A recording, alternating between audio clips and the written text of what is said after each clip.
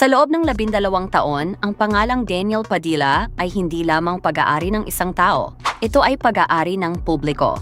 Siya ang simbolo ng ideal boyfriend, ang kalahati ng isang matagumpay na tambalan, at ang mukha ng modernong romansa sa Pilipinas. Ngunit nang gumuho ang pader ng Kathniel, hindi lamang relasyon ang natapos, kundi ang isang bersyon ni Daniel na pilit natin kinilala.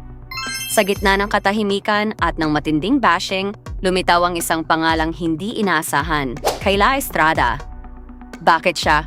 Sa gitna ng napakaraming bituin, bakit ang isang Kyla Estrada ang tila naging anchor o sandigan ng isang Daniel Padilla sa pinakamahirap na yugto ng kanyang buhay? Ngayon, hindi lang tayo magtitsismis. Hihimayin natin ang psikolohiya, ang sining, at ang kaluluwa sa likod ng koneksyong ito. Bago tayo magsimula, pindutin ang like at subscribe button at i-on ang notification bell. Sa MMRIS TV Entertainment, tinitingnan natin ang kwento sa likod ng mga headline. Handa na ba kayo? Tara pasukin natin ang mundo ni na Daniel at Kyla. Upang maintindihan ang atraksyon ni Daniel kay Kyla, kailangan nating silipin ang estado ng buhay ni Daniel bago sila nagtagpo. Si Daniel ay lumaki sa ilalim ng matinding fan culture. Bawat galaw niya ay may pressure na mag-please ng ibang tao. Sa ganitong kapaligiran, ang isang lalaki ay madalas na nakakaramdam ng pagkapagod, hindi lang pisikal kundi emosyonal. Dito pumasok ang Kyla Estrada factor. Si Kyla ay hindi ang tipikal na starlet na naghahanap ng love team para sumikat. Bilang anak ni na Janice de Belen at John Estrada, ang pagiging tanyag ay hindi na bago sa kanya. Ito ay isang bagay na nakalakihan na niya at hindi niya kailangang habulin. Ayon sa mga eksperto sa psychology, ang isang lalaking nasa peak ng kanyang career o dumaan sa isang public burnout ay natural na nakakit sa isang self-contained woman. Ito ang mga babaeng hindi nangangailangan ng validation mula sa iba upang maramdaman ang kanilang halaga. Naramdaman ni Daniel kay Kyla ang isang uri ng kalayaan. Kay Kyla, hindi siya ang supreme idol na kailangang magpakitang tao. Si Kyla ay may sariling mundo, sariling passion, at sariling pera. Ang ganitong uri ng independence ay napaka-attractive para sa isang lalaking buong buhay ay naging property ng management at ng fans.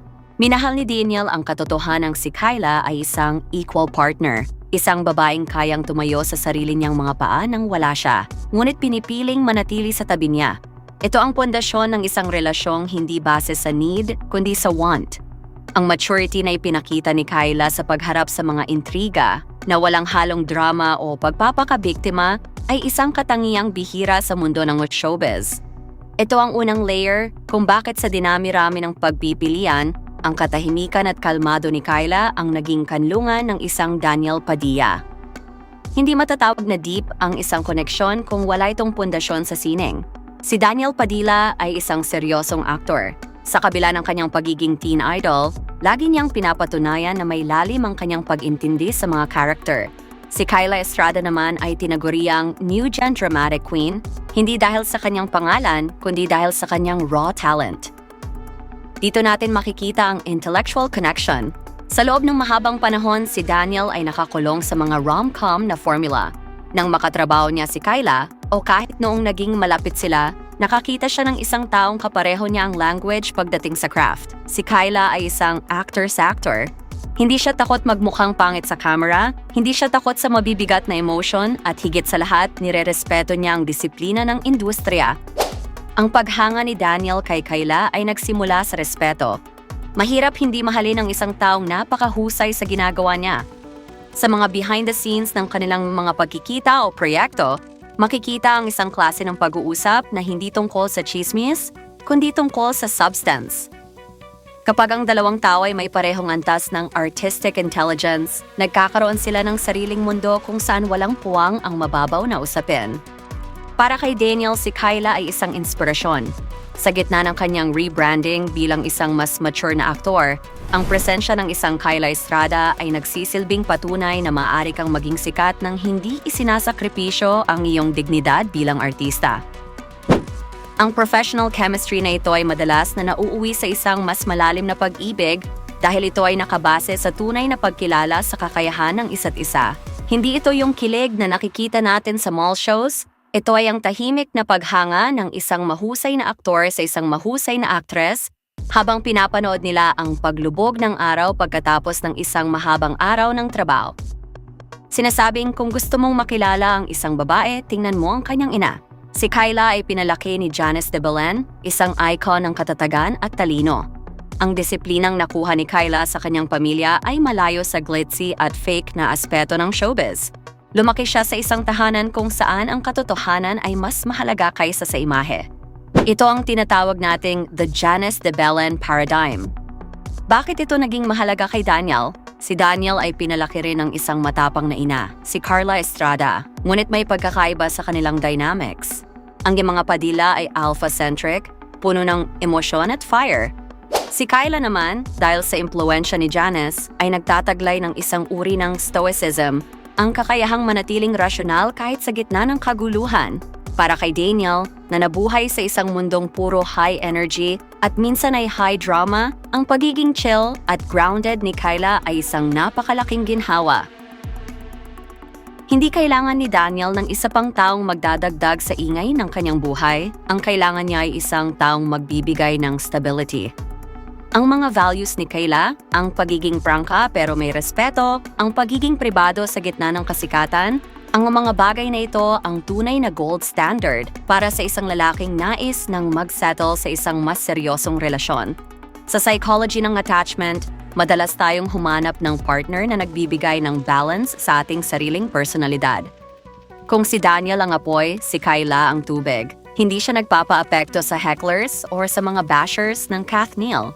Ang ganitong uri ng emotional security ni Kyla ang nagbigay kay Daniel ng lakas ng loob na harapin ang panibagong yugto ng kanyang buhay nang walang takot na husgahan. Minahal niya ang pamilyang pinanggalingan ni Kyla dahil alam niyang ang puno ay hindi lalayo ang bunga, at ang bungang iyon ay isang matatag, matalino at mapagmahal na babae. Sa mundong ito ng Instagram filters at TikTok trends, ang relasyon ni Daniel at Kyla ay tila isang analog love. Mapapansin mo sa kanilang mga galaw na hindi sila uhaw sa atensyon ng publiko. Ito ang isa sa mga pinakamalalim na dahilan kung bakit evergreen ang kanilang koneksyon. Si Daniel Padilla ay may pusong old soul. Mahilig siya sa classic cars, vintage music, at ang vibe ng mga nakaraang dekada. Si Kyla Estrada, sa kabilang banda, ay nagtataglay ng timeless beauty at classic elegance. Nagtagpo ang dalawang kaluluwang parehong ayaw sa superficiality. Sa kanilang mga date na madalas ay hindi nakikita ng publiko, sa mga simpleng kainan, sa pakikinig ng musika, o sa simpleng pag-uusap tungkol sa buhay, doon nila nahanap ang tunay na intimacy. Ang deep connection na ito ay hindi nangangailangan ng hashtags or couple goals posts para maging totoo. Sa katunayan, ang pagiging low-key nila ang lalong nagpapatibay sa kanilang ugnayan. Bakit ito mahalaga? Dahil sa isang relasyong laging nakabalandra sa social media, ang third party ay hindi na ibang tao kundi ang opinyon ng publiko. Sa analog love ni Daniel at Kyla, ang tanging opinyon na mahalaga ay ang sa kanilang dalawa. Minahal ni Daniel si Kyla dahil sa kanya, naramdaman niya na ang pag-ibig ay hindi isang performance. Hindi niya kailangang maging perfect para i-post. Pwede siyang maging messy, pwede siyang maging pagod at tatanggapin pa rin siya ni Kyla. Ang ganitong uri ng unconditional acceptance sa likod ng mga lente ay isang bagay na marahil ay ngayon lang tunay na naranasan ni Daniel. Ito ang vulnerability na hindi mo maibibigay sa isang taong kasama mo lang para sa love team or para sa career. Ito ay ang pag-ibig sa pagitan ng dalawang tao na naghubad ng kanilang mga celebrity masks at nagpakita bilang mga ordinaryong nilalang na nagnanais lamang ng tunay na pagkalinga. Sa huling bahagi ng ating pagsusuri, kailangan nating tingnan ang relasyong ito bilang isang simbolo. Para kay Daniel, si Kyla ang simbolo ng kanyang paglaya. Paglaya mula sa mga expectations ng iba, paglaya mula sa nakaraan na bagaman maganda ay naging isang mabigat na pasanin din sa huli, at paglaya tungo sa kanyang tunay na pagkatao bilang isang adult. Para naman kay Kyla, ang relasyong ito, maging ito man ay nauwi sa opisyal na pag-amin o nanatiling isang malalim na pagkakaibigan, ay simbolo ng kanyang pagkilala. Sa wakas, hindi na lang siya anak ni Janice o anak ni John.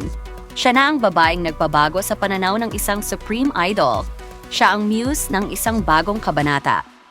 Ang koneksyong ito ay evergreen Dahil itinuturo nito sa atin na ang pag-ibig ay hindi laging tungkol sa perfect timing, kundi tungkol sa right soul. Maraming nagsasabing rebound lang ito o promo. Pero kung titingnan mo ang lalim ng kanilang mga mata at ang paraan ng kanilang pagsuporta sa isa't isa ng walang halong ingay, makikita mong may mas malalim na undercurrent. Minahal ni Daniel si Kyla dahil sa kanya, nakita niya ang isang version ng sarili niya na gusto niyang maging isang lalaking masaya, payapa, at hindi natatakot sa bukas. Sa huli, ang kwentong Daniel at Kyla ay isang paalala na sa bawat pagtatapos, merong isang magandang simula na naghihintay. Hindi man ito ang kwentong isinulat ng mga writers ng teleserye, ito naman ang kwentong isinulat ng tadhana para sa dalawang taong naglakas loob na tumingin sa kabila ng ingay at mahanap ang katahimikan sa isa't isa. Isang malalim na paglalakbay ang ating pinagdaanan sa pag-unawa sa ugnayang Daniel Padilla at Kyla Estrada. Mula sa sining hanggang sa psikolohiya, malinaw na may higit pa sa nakikita ng mata ang nagbubuklod sa dalawang ito. Kung kinagustuhan mo ang video na ito, huwag kalimutang i-share ito sa iyong mga kaibigan. Mag-subscribe sa Emrys TV Entertainment para sa mas marami pang malalim na pagsusuri sa iyong mga paboritong artista. Sa tingin niyo ba ang maturity ni Kyla ang susi para magtagal ang isang relasyon sa showbiz? Or mas gusto niyo pa rin ang traditional na love team setup? I-komento ang inyong saloobin sa ibaba. Gusto naming malaman ang inyong opinyon. Hanggang sa muli, ito ang Emrys TV, ang inyong kasama sa pagtuklas ng katotohanan sa likod ng camera. Salamat sa panonood!